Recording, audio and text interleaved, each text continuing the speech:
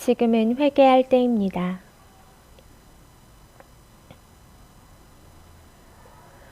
회개가 필요 없다는 교단도 있지만 회개를 하더라도 효력이 없는 기도가 있습니다. 진정한 회개란 형식적인 고백이나 주문이 아닙니다.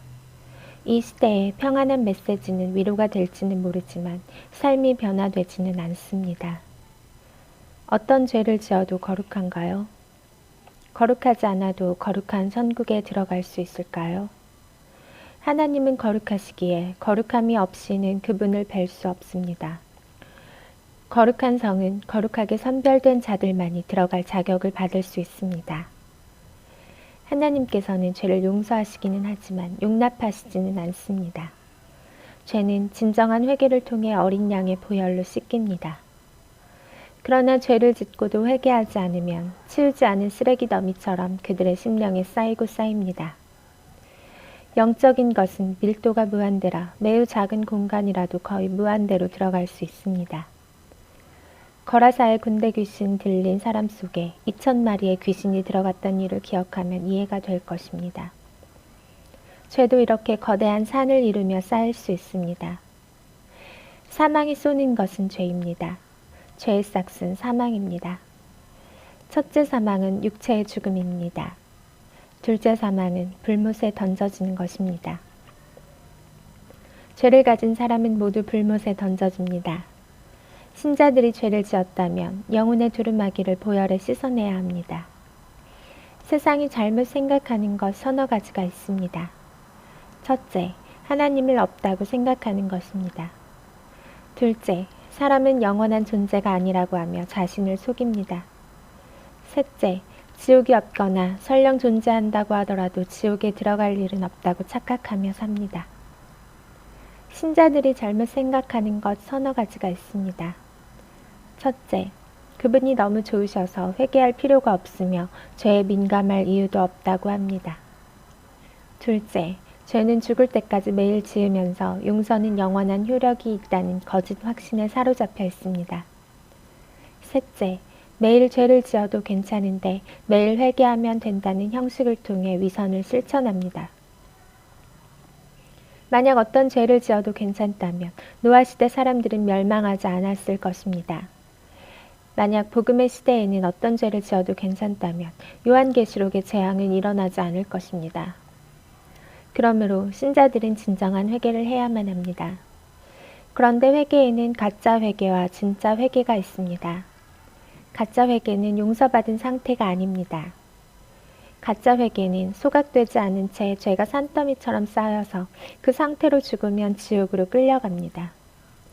매일 죄를 지어도 매일 회개하면 괜찮을 것이라고 오해하는 이들에게 성경은 회개에 합당한 열매를 맺으라 증언합니다. 그러므로 회개에 합당한 열매를 맺고 이미 도끼가 나무 뿌리에 놓였으나 좋은 열매를 맺지 아니하는 나무마다 찍혀 불에 던져지리라. 회개에 합당한 열매란 무엇인가요?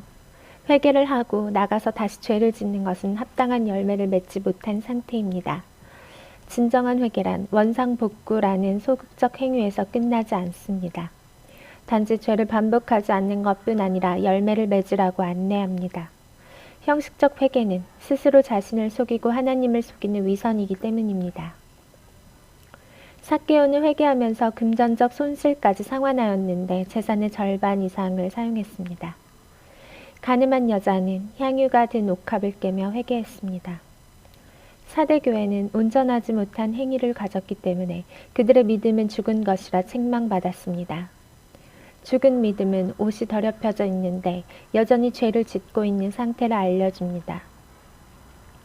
참 회개는 말에서 끝나지 않고 삶의 변화를 가져와야 합니다.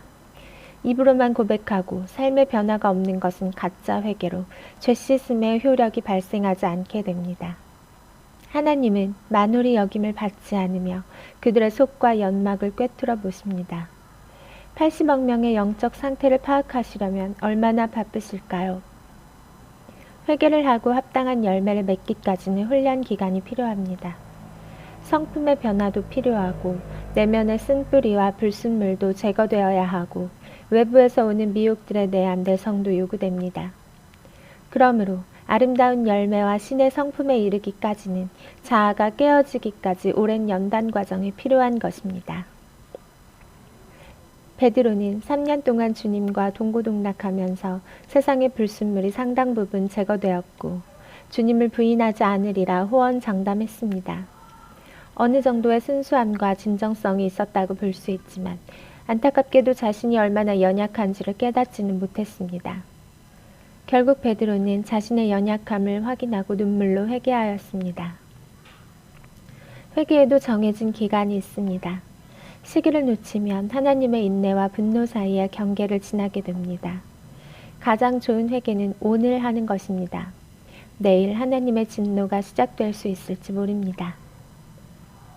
누가 지혜로워서 이런 일들을 깨닫겠느냐?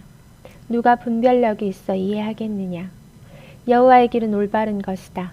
의인들은 그 길로 다니지만 죄인들은 그 길에 걸려 비틀거리며 넘어질 것이다. 보라, 내가 도둑같이 오리니 누구든지 깨어 자기 옷을 지켜 벌거벗고 다니지 아니하며 자기의 부끄러움을 보이지 아니하는 자는 복이 있도다. 지금은 깨어 있을 때입니다. 깨어 있는 사람은 회개합니다.